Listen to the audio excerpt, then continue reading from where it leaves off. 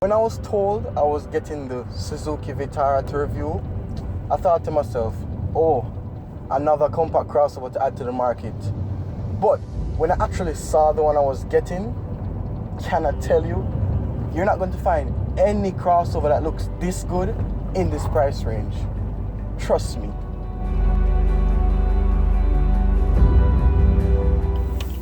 The last generation Grand Vitara didn't have that much of a cavalier appearance, but that's not the case for this Vitara.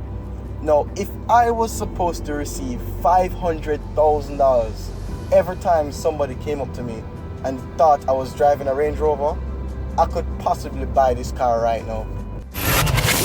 That's how many people come up to me and say, yo, that's a Range Rover Evoque, and then they look and then they realize, oh, it's just a Suzuki.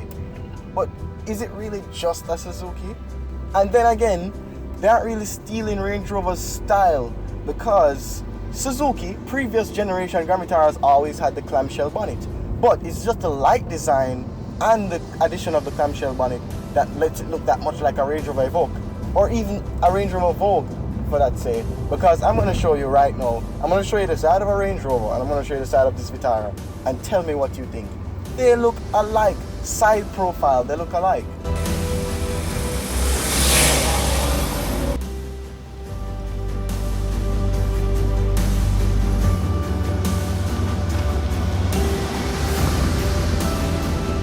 I'm glad I got this crossover to review because it brings change.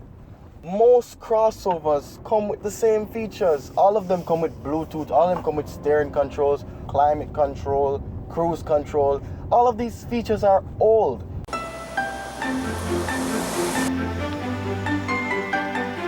You see, I'm glad about the Vitara because of customization and the appreciation of taste for the younger generation. Now, whoever came up with the color scheme should get a pay raise. This one is Savannah Ivory, which is more subtle, but the Atlantis Turquoise is my favorite. Not only does it look like a Range Rover, it's customizable. Everything is customizable. Most cars that have black trim on the outside, the plastic black trim on the outside, it lets the vehicle look very generic. Well, this Vitara has that black plastic around it, on the bumper and on the side, but it doesn't look generic. It even drives better. This version has a 1.6 litre M16 petrol engine with a 6-speed automatic. I can safely say this is one of the most fuel efficient crossovers with 4-wheel drive on the planet. A 4-wheel drive vehicle is not supposed to do this good on gas. It's unheard of. What else amazes me is how well it is off-road.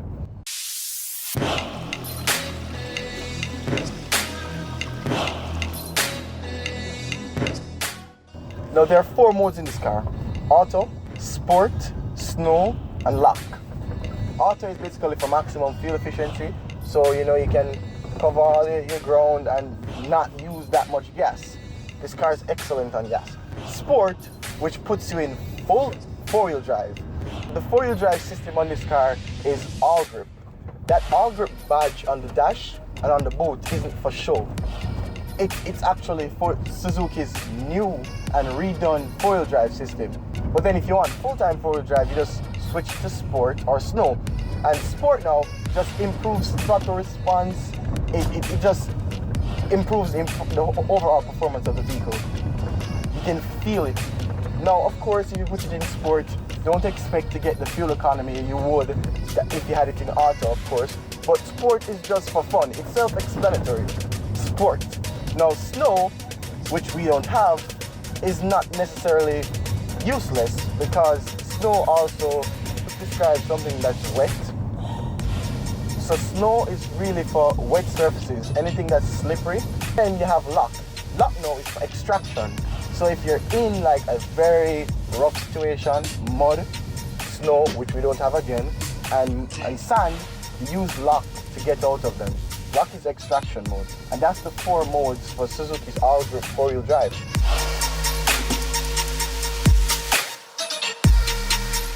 The interior of the 2017 Vitara is just as stylish, really, as the exterior.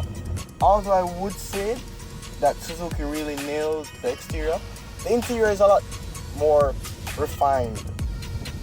There's a lot of hard plastic around here. The hard plastic in here is really the only down for me. Everything else is so good. The leather stitch steering, the leather and suede seats with white stitching. Oh, come on. Then there's the technology. This car is really advanced. The features, as I said, should come standard on every vehicle since 2014. But then again, of course, some vehicles have to be more affordable for some. Not everybody fancy these features, so of course they allow them to be options. There is their mode button, volume up, volume down. You can change your radio from the steering, cruise control, your limit. You have your paddle shifters. Then you have your Bluetooth controls under the steering to the left. You have your horn, a nice looking speed dial. I think the best one I've seen so far from Suzuki. Goes up to 220. Of course, you have the fuel gauge.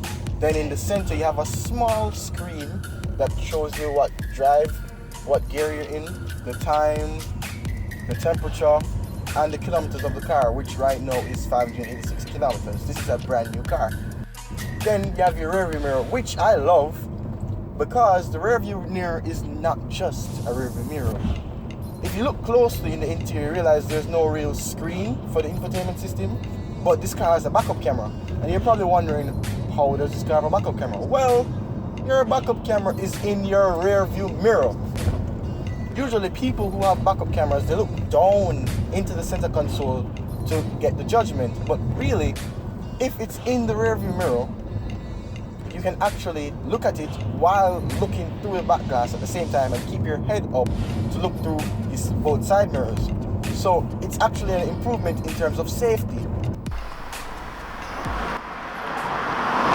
have your parking sensors button, your hill descent button, traction control, and your fog lamps. Then for the center console, they have CD, FM, AM, and media. Media, which covers your Bluetooth and your USB connectivity. Now, in terms of trunk space is no big deal. You only get 375 liters, but you do get some good amount of space if you fold down the rear seats, which is not hard. And there's also this other thing with the back cover.